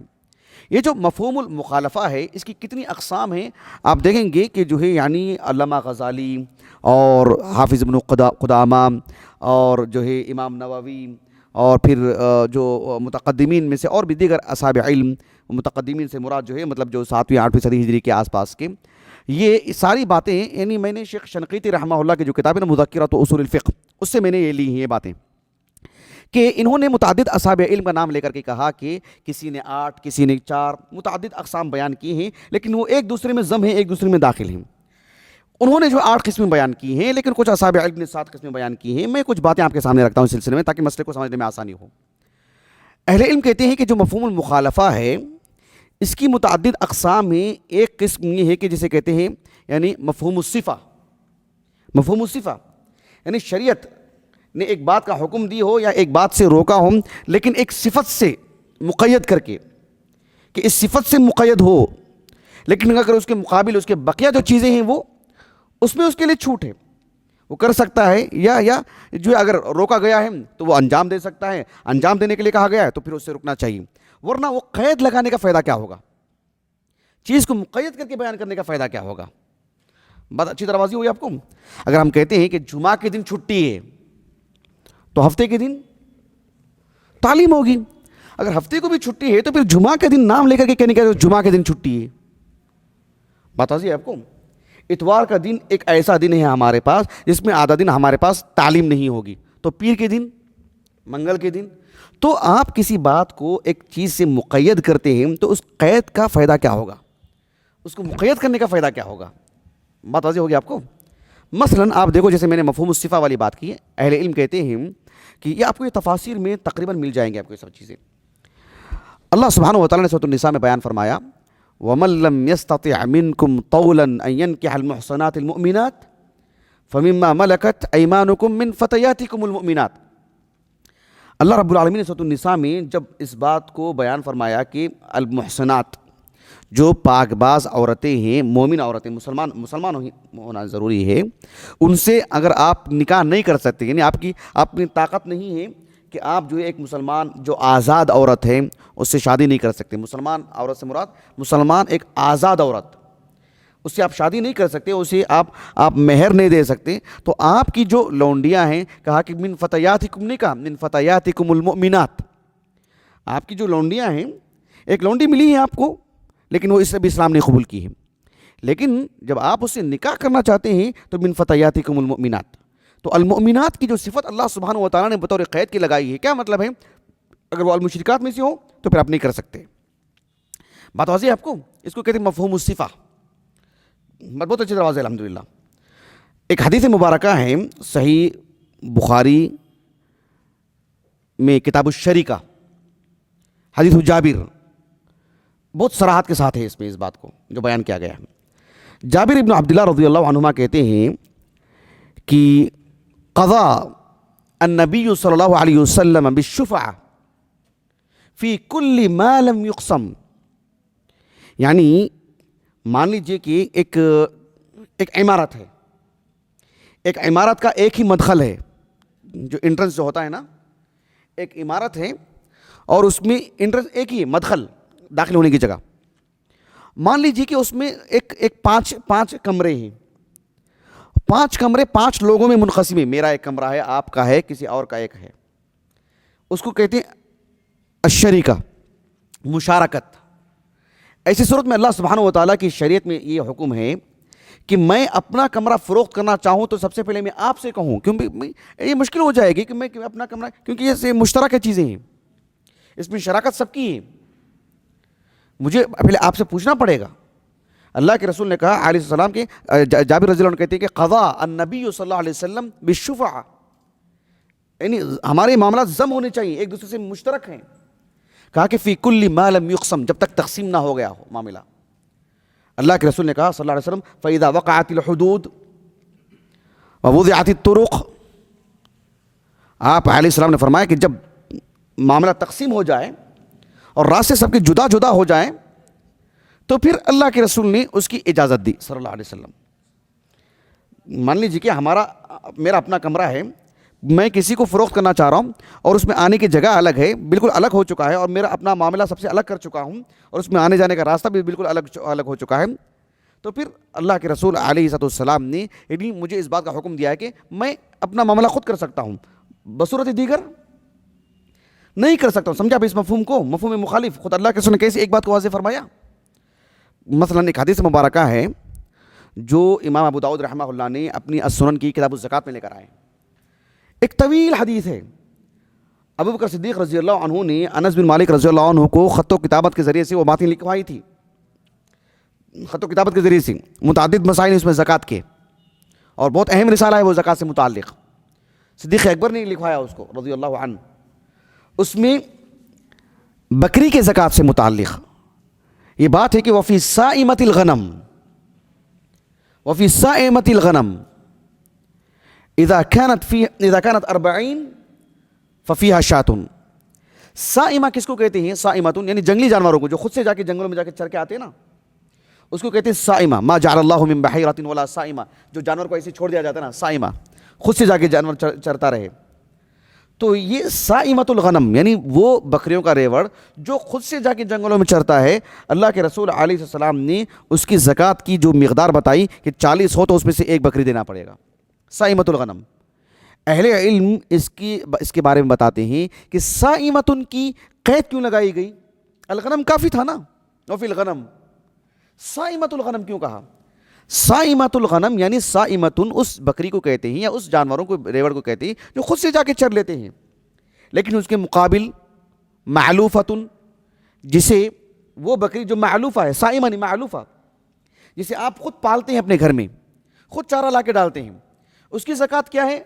اہل علم کہتے ہیں کہ اس کی زکوٰۃ یہ ہے کہ وہ سال بھر میں جو اس کے پاس بکریوں کا ریوڑ ہے اس کی قیمت جو ہے مطلب نصاب کو پہنچتی ہے تو اس میں سے زکوٰۃ نکالے گا. اگر وہ فروخت کرنے کے لیے ہوں اور جو اس کی جو مالیت ہے, مالی جو مقدار ہے وہ نصاب کو پہنچ چکی ہو تو اس کا 2.5% نکالیں گے.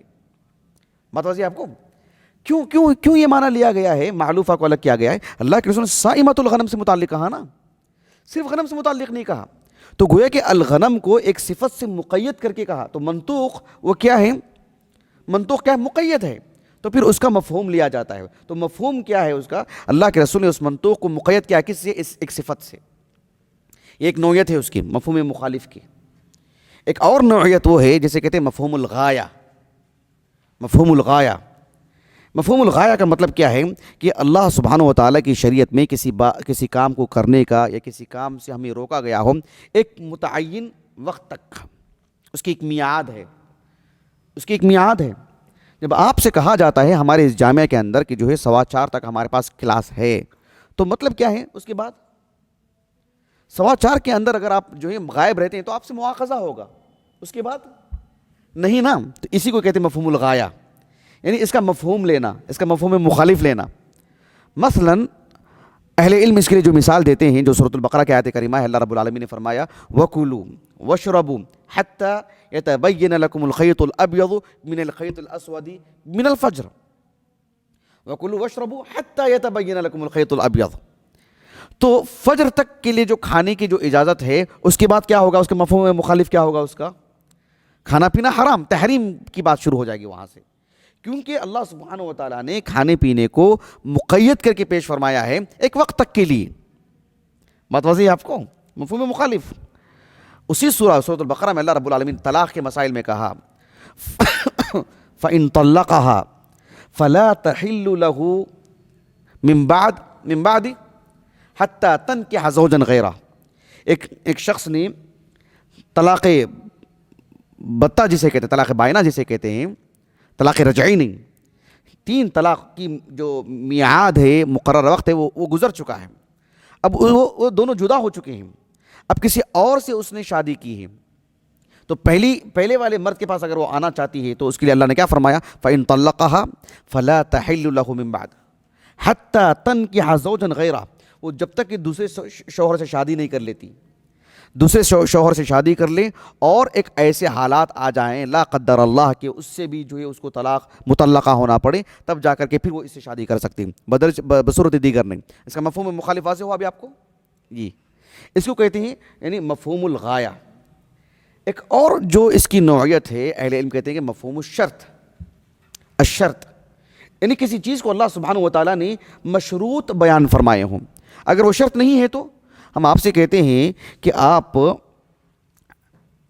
پہلے نمبر پر کامیابی حاصل کرتے ہیں تو آپ کو انعام دیا جائے گا، نہیں آتے ہیں تو دیا جائے گا، تو پھر وہ شرط کیوں لگائی گئی؟ شرط کا فائدہ کیا ہوا؟ بتاتے ہوئے آپ کو وہ شرط کا فائدہ ہی نہیں ہوا ہے نا۔ مثلا اللہ سبحانہ و تعالیٰ نے قرآن مجید میں فرمایا سورۃ الطلاق میں وَإِن كُنَّ أُولَاتُ حَمْلٍ فَأَنفِقُوا عَلَيْهِنَّ حَتَّى يَضَعْنَ حَمْلَهُنَّ۔ ایک شخص نے ایک بیوی کو، اس کی بیوی کو طلاق دے دیا اور وہ 3 طلاق کی جو مدت ہے وہ مکمل ہو چکی ہے اور وہ مطلقہ ہو گئی ہے، اب اس پر کوئی نان نفقہ ہے کیا؟ نہیں۔ اللہ نے کیا فرمایا؟ وَإِن كُنَّ أُولَاتُ حَمْلٍ، اگر وہ مطلقہ عورت حاملہ بھی ہے، مطلقہ ہو چکی ہے لیکن حمل سے ہے، تو کہا کہ فَأَنفِقُوا عَلَيْهِنَّ حَتَّى يَضَعْنَ حَمْلَهُنَّ، جب تک وضع حمل نہیں ہوتا تب تک آپ ان کو نان نفقہ دیتے رہیں۔ ٹھیک ہے، آپ نے اپنی بیوی کو طلاق دی اور وہ حاملہ نہیں ہے، تو آپ ان پر انفاق ہوگا؟ نہیں کریں گے۔ یہ کیسے ثابت ہوا؟ مفہوم مخالف سے۔ بات واضح ہوئی آپ کو؟ اللہ سبحانہ و تعالیٰ نے فرمایا سورۃ المائدہ میں یا ایھا الذین آمنوا لا تقتلوا الصید وانتم حرم ومن قتل منکم متعمدا فجزاء مثل ما قتل من النعم۔ اللہ سبحانہ و تعالیٰ نے حالت احرام نے ایک جانور کا بری جانور کا خشکی میں زمین پر شکار کر لیتا ہے، تو اللہ سبحانہ و تعالیٰ نے کیا فرمایا؟ ومن قتل منکم متعمدا۔ اہل علم کہتے ہیں اگر اس میں تعمد نہیں ہے تو اس کے لیے وہ سزا نہیں ہے۔ اگر وہ تعمد نہیں ہے، عمدن نہیں کیا، اس نے جان بوجھ کے نہیں کیا، انجانے میں ہو چکا ہے، پھر بھی وہی سزا ہے، تو پھر متعمدن جان بوجھ کے کرے تو پھر اس کی قید لگانے کی کیا ضرورت ہے؟ یہ اللہ کا کلام ہے، عبث ہو جائے گی بات، بیکار ہو جائے گی بات بہت اچھی طرح واضح ہو رہی۔ اس کو کہتے ہیں مفہوم الشرط۔ ایک اور مفہوم جو اہل علم بتاتے ہیں وہ ہے العدد، عدد کے ساتھ مقید کر دیا جائے۔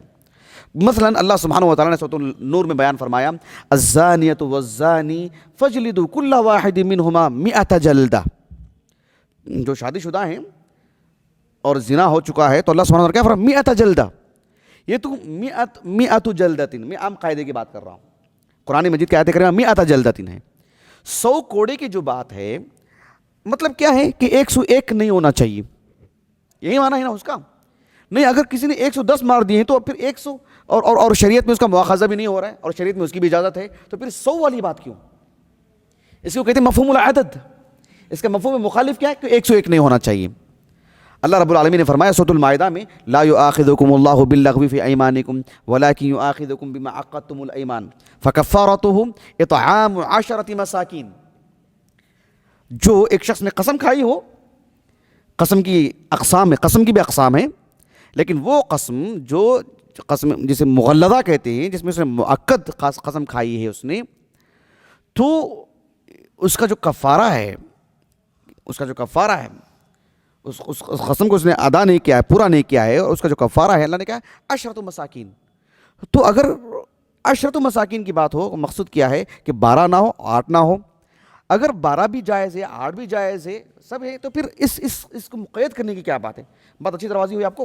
لیکن یہ جو مفہوم العدد ہے اس کو دھیان دیجیے گا، میں آگے گفتگو کر رہا ہوں ایک مفہوم العدد کو، ایک چیز ہو گئی ہے مفہوم العدد والی بات، ایک اور اہل علم بتاتے ہیں اس کو کہتے ہیں مفہوم الحصر، یعنی اللہ سبحانہ و تعالیٰ کسی بات کو جب حصر کر کے مقید کر کے بیان کر دیے جائیں، جیسے ہم کہتے ہیں آپ سے کہ یہ جتنے لوگ ہیں اتنے ہی، اب ان سے زیادہ نہیں چاہیے ہم کو، اور بھی 10 آ جا رہے ہیں ہم ان کو بٹھا لے رہے ہیں مثلا، یا کچھ کو ہم نکال دے رہے ہیں مثلا، تو پھر اس حصر کرنے کی کیا ضرورت ہے؟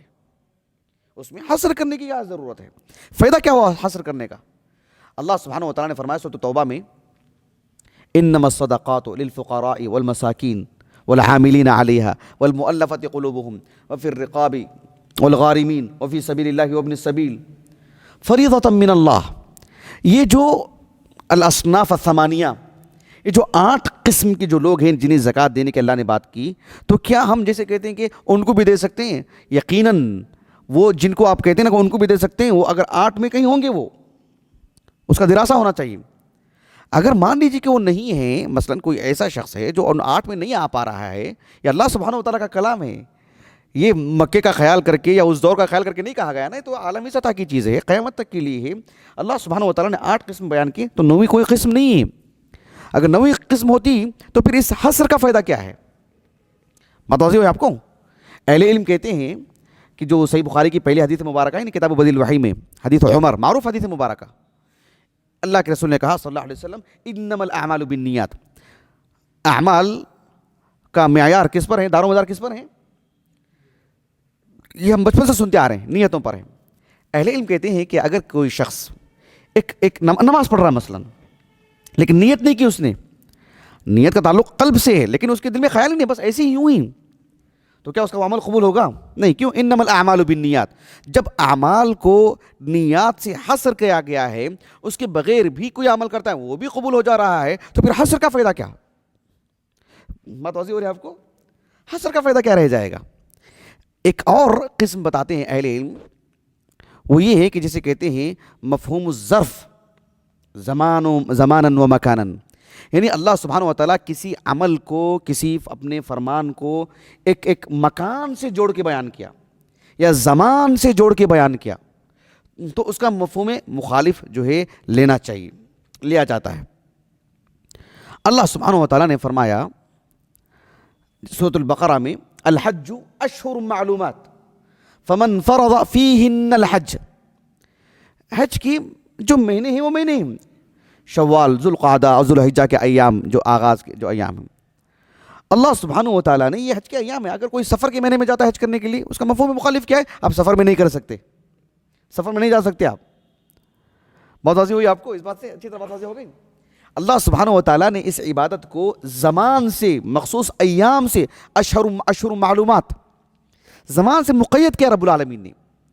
اللہ سبحانہ و تعالیٰ نے فرمایا سورۃ البقرہ میں وَلَا تُبَاشِرُوهُنَّ وَأَنْتُمْ عَاكِفُونَ فِي الْمَسَاجِدِ، اللہ سبحانہ و تعالیٰ نے جب اعتکاف کو مسجد سے مقید کیا ہے تو پھر گھر میں بھی بیٹھ سکتے ہیں۔ سوال آیا کیوں؟ سمجھا نہیں گویا کہ بات واضح ہے نا آپ کو؟ الحمدللہ. لیکن گویا کہ یہ مکانی اعتبار سے مفہوم ہے. جب مسجد ہی میں اعتکاف کرنا ہے تو پھر مسجد کے علاوہ کسی جگہ میں نہیں کرنا ہے. یہی اس کا مفہوم، مفہوم مخالف، اور یہ حجت ہے. ایک اور مفہوم بیان کیا جاتا ہے لیکن اسے اہل علم کہتے ہیں کہ اضعف المفاہیم ہے. وہ یہ ہے کہ جسے کہتے ہیں مفہوم اللقب. مفہوم اللقب، مفہوم اللقب کا مطلب کیا ہوتا ہے، اس کا ضابطہ کیا ہے؟ یعنی کوئی اسم جامد ہوتا نا، کوئی اسم جامد، اسم جنس یا کسی کا نام جمع ہو واحد ہو، کوئی بھی اسم جنس یا کوئی بھی جو اسم جامد ہوتا ہے اس کا مفہوم مخالف نہیں ہوتا. مثلا اگر ہم یہ کہتے ہیں عربی زبان میں جاء زید، یا اردو زبان ہی میں لے لو، ہم کہتے ہیں کہ جو زید آیا، عمر آیا، اس کا مفہوم مخالف لیا جائے گا کہ اچھا عمر نہیں آیا یا فلاں نہیں آیا. ہم خبر دے رہے ہیں کہ فلاں صاحب آئے ہیں. ہم جیسے کہتے ہیں گھر میں کہ ابو آ گئے، کیا مطلب ہے اس کا؟ بس ان کے آنے کی خبر ہے مجرد، اس کا مفہوم نہیں کہ کسی کے نہیں آنے کی خبر ہے. بات واضح ہے آپ کو؟ اگر آپ کہتے ہیں کہ گھر میں 2 لوگ آنے والے تھے، صرف وہ آئے، تب آپ اس کا مفہوم لیں گے، اچھا وہ نہیں آئے. ورنہ آپ مجرد خبر دیتے ہیں کہ وہ آ گئے ہیں تو پھر اس کا مفہوم نہیں لیا جاتا. اس کے لیے اہل علم مثال دیتے ہیں سورۃ الفتح کی جو آیت کریمہ ہے، محمد الرسول اللہ، محمد اللہ کے رسول ہیں. تو کیا دیگر عیسیٰ علیہ السلام، موسیٰ علیہ السلام، نوح علیہ السلام، کہتے ہیں کہ اس کو مفہوم لقب کہتے ہیں کیونکہ اس میں اللہ کے رسول کا نام موجود ہے. اس میں یہ بتانا مقصود ہے کہ آپ اللہ کے رسول ہیں، بس اتنی سی بات ہے. اس میں یہ نہیں کہ آپ ہی اللہ کے رسول ہیں، اس کے علاوہ کائنات میں کوئی اللہ کے رسول ہے ہی رہا ہی نہیں، یہ بات اسے نہیں ہے. اس کو کہتے ہیں مفہوم اللقب. بات واضح ہو گیا آپ کو؟ یہ کچھ باتیں تھیں. آخری بات جو ہمارے درس سے متعلق ہے وہ یہ کہ اہل علم کہتے ہیں کہ مفہوم یہ حجت ہے. کب؟ جب شریعت میں یعنی منطوق مقید ہو، چاہے وہ صفت سے، عادت سے، شرط سے، وغیرہ وغیرہ جو ہم نے آپ کے سامنے باتیں رکھی ہیں. لیکن مفہوم آپ لیتے ہوں، یعنی منطوق کسی چیز سے مقید تو ہے، لیکن اس کا مفہوم لیتے وقت اس بات کا بھی لحاظ کرنا چاہیے کہ کوئی اور حدیث مبارکہ اس کی معارض تو نہیں ہے میرے مفہوم سے. یعنی منطوق شریعت میں کوئی حکم ہو لیکن مقید بھی ہے، لیکن کوئی اور دلیل ہے جو اس تقیید کو توڑ رہی ہے. بات واضح ہو گیا آپ کو؟ ایسی صورت میں محض اس حدیث کو رکھ کر کے مفہوم نہیں لینا چاہیے، مفہوم مخالف نہیں لینا چاہیے. میں آپ کو مثال سے سمجھاتا ہوں. میں آپ کو مثلا صحیح مسلم کی جو کتاب النکاح ہے اس میں ایک حدیث مبارکہ ہے ام الفضل رضی اللہ عنہ، عبداللہ بن عباس رضی اللہ عنہ کی زوجہ محترمہ، عبداللہ بن عباس کی والدہ ام الفضل رضی اللہ عنہ کہتی ہیں کہ رسول اللہ صلی اللہ علیہ وسلم نے فرمایا کہ لا تحرموا الرضعۃ والرضعتان او المصۃ والمصتان. یعنی بچہ جو کسی عورت کا دودھ پیتا ہے، اپنی ماں کا تو ہے ہی، کسی خاتون کا دودھ پیتا ہے تو ایک الرضعتان المصۃ المصتان، ایک مرتبہ پیٹ بھر کے دودھ پیتا ہے، 2 مرتبہ پیٹ بھر کے دودھ پی لیتا ہے تو لا تحرم، حرمت والا رشتہ نہیں آ جاتا ہے وہاں پہ. بات واضح ہو گیا آپ کو؟ مقصود کیا ہے اس سے؟ اس کا مفہوم کیا نکلے گا؟ 3 مرتبہ ہو تو پھر ہو جائے گا، یہی تو مفہوم ہوگا نا. لا تحرموا المصۃ المصتان، بات ہو گئی. اگر تیسری مرتبہ ہو جائے تو المصہ الثالثہ، الرضعہ الثالثہ. اس حدیث کا مفہوم تو یہی نکلے گا نا، مفہوم العادت تو ہے نا، ثابت ہے نا. لیکن یہ مفہوم کیوں درست نہیں ہے؟ اس لیے کہ ایک صحیح حدیث مبارکہ اس مفہوم کی معارض ہے، اس مفہوم العادت کی معارض ہے. امام مسلم رحمہ اللہ نے اس حدیث کے بعد ایک اور حدیث نقل کیے ہیں ام المؤمنین عائشہ سے رضی اللہ عنہ. وہ کہتی ہیں کہ کان فیما انزل القرآن، یعنی ہاں جی 10 رضعات معلومات یحرمنا، کہ قرآن مجید میں جو اللہ سبحانہ و تعالیٰ نے آیات نازل کی اس میں کیا بات تھی؟ اس میں کہ 10 مرتبہ، یعنی ایک بچہ پیٹ بھر کر کے 1 مرتبہ ماں سے دودھ پی لیا، پھر ایک اور مرتبہ پیٹ بھر کے دودھ پی لیا، ایسا 10 مرتبہ ہو تو اس کی رضاعت والا معاملہ طے ہوتا تھا. لیکن ام المؤمنین عائشہ نے کیا کہا؟ ثم نسخنا، پھر وہ چیز منسوخ ہو گئی. کس سے؟ بخمس رضعات.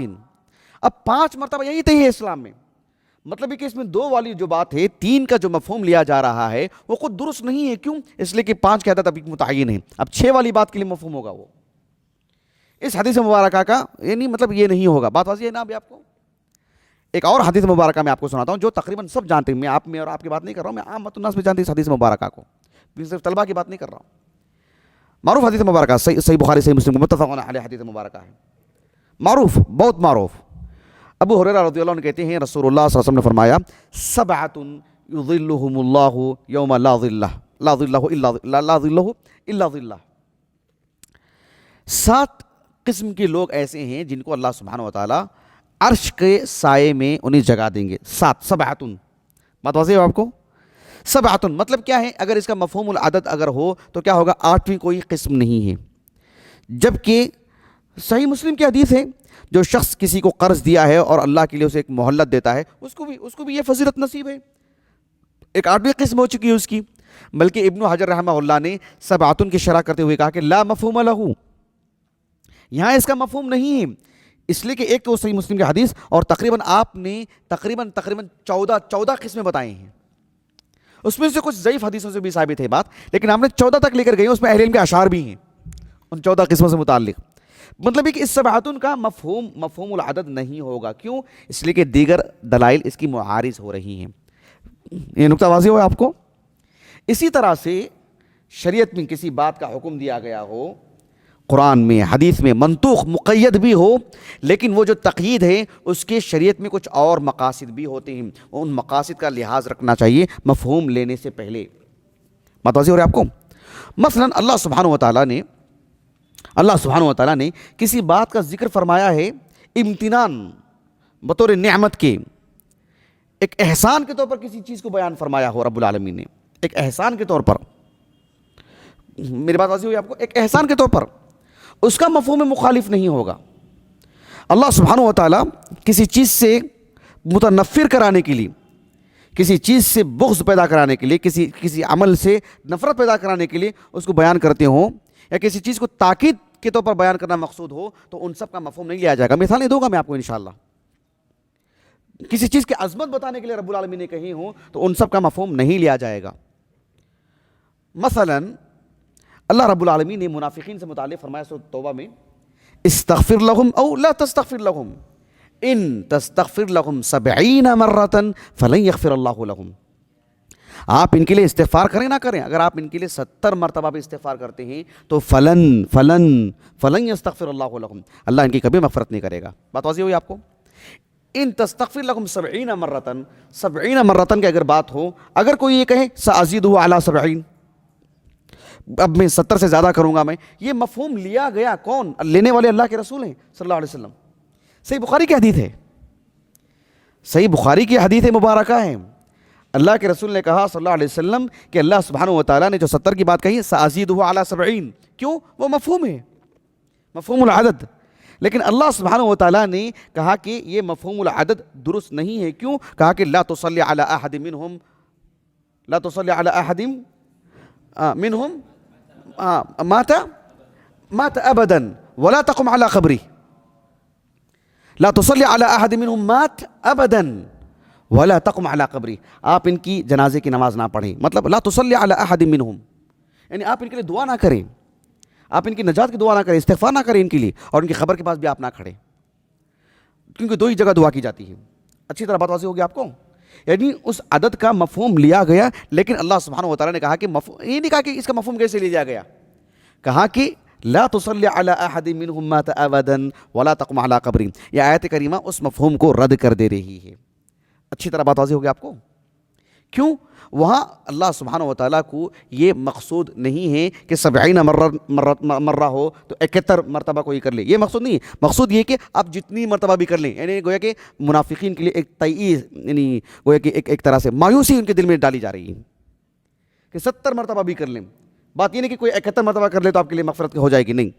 ان کے دلوں میں مایوسی ڈالنے کے لیے، یعنی مایوس کرنے کے لیے، الیاس پیدا کرنے کے لیے. اچھی طرح بات واضح ہوگی آپ کو؟ مثلا اللہ سبحانہ و تعالیٰ نے فرمایا سورۃ توبہ میں ان عدت الشہور عند اللہ 12 شہرا فی کتاب اللہ، यौम खलक़स समावाति वल अर्ज़ मिन्हा अर्बअतुन हुरुम ज़ालिका द्दीनुल क़य्यिम फ़ला तज़लिमू फ़ीहिन्ना अनफ़ुसकुम। मिन्हा अर्बअतुन हुरुम ला तज़लिमू फ़ीहिन्ना अनफ़ुसकुम, इन दोनों को जोड़िए आप। मिन्हा अर्बअतुन हुरुम ज़ालिका द्दीनुल क़य्यिम, इसको रखें, जुमले को देखें आप। मिन्हा अर्बअतुन हुरुम फ़ला तज़लिमू फ़ीहिन्ना अनफ़ुसकुम, ये जो 4 हुर्मत वाले महीने हैं इनमें आप जंगो जिदाल और लड़ाई ना करें। तो क्या इसके अलावा के महीनों में फला तज़लिमू फ़ीहिन्ना अनफ़ुसकुम, इसके अलावा के महीनों में हो सकता है? नहीं, ये अज़मत वाले महीने हैं, इनमें बदर्जे औला नहीं होना चाहिए। इसका मफ़हूम नहीं लेना चाहिए, इसका मफ़हूम मुखालिफ नहीं लेना चाहिए कि 5वें महीने में हो सकता है जो बक़िया जो 8 महीने हैं, इसका मफ़हूम मुखालिफ नहीं लेना चाहिए। क्यों? यहाँ अज़मत बताना मकसूद है। अल्लाह सुब्हानहु व तआला ने सूरह अन-नहल में बयान फरमाया वहुवल्लज़ी सख़्ख़र लकुम वहुवल्लज़ी सख़्ख़र लकुम फ़िल बहर, नहीं अल्लाह सुब्हानहु व तआला ने तुम्हारे लिए समंदर से जो लहमन तरिया, वहुवल्लज़ी सख़्ख़रल बहरा, ये आयत करीमा है ना सूरह अन-नहल के आगाज़ में, वहुवल्लज़ी सख़्ख़रल बहरा लितअकुलू मिन्हु लहमन तरिया, लितअकुलू मिन्हु लहमन तरिया। अल्लाह सुब्हानहु व तआला ने समंदर को तुम्हारे ताबे कर दिया है लितअकुलू मिन्हु लहमन तरियन, ताकि आप ताज़ा गोश्त खाएं। तो क्या समंदर से जो ताज़ा मछली जो होती है वही खाना है, दूसरी कोई चीज़ नहीं खाना है? बात ऐसी हुई आपको, दीगर जो मछली मगर 2 दिन की हो जाए मसलन नहीं खाना है उसको, वो मकसूद नहीं। वहाँ मकसूद क्या है? इम्तिनान, एक नेमत, एक एहसान बता रहा रब्बुल आलमीन, तो उसका मफ़हूम में मुखालिफ नहीं लिया जाएगा। कभी क्या होता है, एक चीज़ जो अगलब रहती है ना, अगलब, उसको बताना मकसूद होता है, उसका मफ़हूम मुखालिफ नहीं लिया जाएगा। मसलन अल्लाह रब्बुल आलमीन ने फरमाया सूरह आल इमरान में, या अय्युहल्लज़ीना आमनू ला तअकुलुर रिबा अज़आफ़ मुज़ाअफ़ा, अहले ईमान, या अय्युहल्लज़ीना आमनू ला तअकुलुर रिबा अज़आफ़ मुज़ाअफ़ा, यानी सूद को बढ़ा चढ़ा कर मत लो। ठीक है, अगर कुछ कम मिक़दार में हो तो वो खा सकते हैं, नहीं। चूँकि जाहिलियत का जो दौर था वो आज भी है, जाहिलियत का जो दौर था उसमें ये बात थी कि एक आदमी को कर्ज दिया जाता कि भाई आप 6 महीने में मुझे लौटा देंगे। अगर एक आदमी नहीं लौटाता है तो उसे एक और मुद्दत दी जाती कि ठीक है मैं एक और 2 माह का वक्त दे रहा हूँ, लेकिन आपको यानी 2000 रुपये बढ़ा के देने पड़ेंगे। फिर वो नहीं दे पा रहा है तो वो कहते कि जो है अब तुम कर्ज नहीं दे रहे, एक और महीने का टाइम देता हूँ, 10,000 रुपये बढ़ा के देना चाहिए। तो चूंकि वो मुद्दत बढ़ाते तो उसके साथ इतनी मिकदार भी बढ़ा देते पैसों की जिससे वो दब जाता। तो अल्लाह सुब्हानहु व तआला ने कहा कि किस तरह का जुल्म है ये, ला तअकुलु रिबा अज़आफ़ मुज़ाअफ़ा, यानी कि छोटी मिकदार में खा लो, बड़ा चढ़ा कर नहीं खाना चाहिए। हाँ, छोटी मिकदार में खा सकते हैं, ये माना नहीं उसका। जैसे अल्लाह ताला ने कहा नहीं सूरह नूर में, ला तुकरिहु फ़तयातिकुम अलल बिगा इन अरदना तहस्सुनन लितब्तगु अरदल हयातिद दुनिया। कितनी मुक़य्यदात हैं देखिए, ला तुकरिहु फ़तयातिकुम अलल बिगा, यानी तुम्हारी जो लौंडियाँ हैं, तुम्हारी जो नौजवान लड़कियाँ हैं, जो लौंडियाँ हैं, उन्हीं ज़िना पर, बदकारी पर मजबूर मत करो उनको। ला तुकरिहु फ़तयातिकुम अलल बिगा इन अरदना तहस्सुनन, अगर वो नेक बनना चाहती हैं, अपनी इज्जत की हिफाजत करना चाहती हैं, तब आप उन्हीं क्या कहते हैं, ज़बरदस्ती मत करो। ठीक है, नहीं करना चाहते हैं तो कर सकती हैं, नहीं। मकसूद ये कि एक औरत में जो फितरी तौर पर जो हया है वो अपनी बचाव के लिए कर रहे थे, ज़बरदस्ती क्यों कर रहे हैं? आपको तो यूं भी नहीं करना चाहिए। बात वाज़ेह होगी आपको। तो इसका मफ़हूम में मुखालिफ नहीं लेना चाहिए कि अगर वो अपने तहस्सुन की फ़िक्र नहीं करती हैं, अपनी बागबाजी की फ़िक्र नहीं करती हैं, तो आप उसे मजबूर कर सकते हैं, ये माना नहीं है उसका, ये मफ़हूम में मुखालिफ नहीं लिया जाएगा। कुरान मजीद में इस तर्ज़ की बेशुमार आयतें करीमा हैं, आयात हैं जिन्हें अहले इल्म बयान करते हैं कि इन सब आयात का मफ़हूम में मुखालिफ नहीं लेना चाहिए। मैं ना सब आयतें नहीं पढ़ रहा हूँ, इस तरह की बेशुमार आयतें, और मैं कह रहा हूँ ना कि हैं आयतें तो हैं, ऐसे नहीं कि मैं चुन के कुछ आयतें पेश करता हूँ, इस तरह की बेशुमार आयतें हैं, अहादीस हैं जिनमें अहले इल्म ने कहा कि ये जो मुक़य्यदात हैं, मंतूक़ है और मुक़य्यद है किसी चीज़ से, आदत से या कभी सिफत से या कभी शर्त से, किसी भी चीज़ से, लेकिन ये जो तक़यीदात हैं, ये जो मुक़य्यद जो मंतूक़ है, वो एक पस मंज़र में कहा गया है, एक पस मंज़र में कहा गया है। इसको रख करके इसका मफ़हूम मुखालिफ नहीं लिया जाएगा। मेरा जो मकसूद था वो ये कि इस मौजू को मैं आपको समझा पाऊँ। इसकी जुज़इयात बहुत हैं, इसमें तफसीलात बहुत हैं, इस पर अगर आप पढ़ना चाहें तो आपको बहुत सारी बातें और मिलेंगी।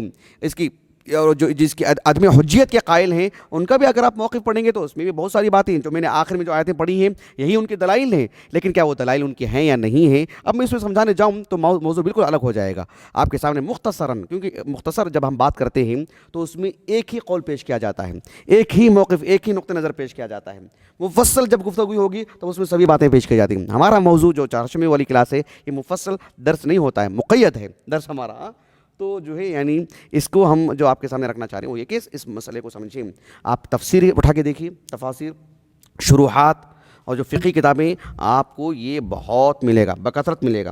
ایسی میں ایک طالب علم کو بصیرت ہونی چاہیے اور واضح ہونا چاہیے موقف، تاکہ سمجھنے میں آسانی ہو۔